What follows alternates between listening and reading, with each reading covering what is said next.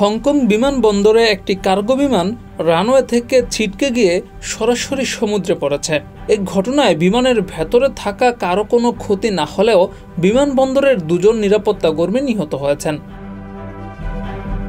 দেশটির দমকল বাহিনী জানিয়েছে, ঘটনার 2 মিনিটের মধ্যে তারা ঘটনাস্থলে পৌঁছেছে। উদ্ধারকারীরা বলছে, বিমানটি দ্বিখণ্ডিত হয়ে গেছে এবং একটি খণ্ড সমুদ্রের পানিতে ভাসছিল। এমিরেটস ফ্লাইট EK9788 বোয়িং 747-481 মডেলের এই বিমানটি দুবাই থেকে হংকংয়ে এসেছিল। এটি তুরস্কের কার্গো এয়ার এসিটির মালিকানাধীন। বিমানটিতে থাকা 4 জন ক্রুর সবাই বেঁচে আছেন। উদ্ধারের আগে তারা দরজা ভেঙে বেরিয়ে এসেছিলেন।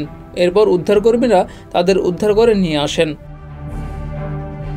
বিমানবন্দর কর্তৃপক্ষ জানিয়েছে, দুর্ঘটনার সময় সেখানকার আবহাওয়া ভালো ছিল এবং এই ঘটনার কারণে অন্য কোনো ফ্লাইট ক্ষতিগ্রস্ত হয়নি।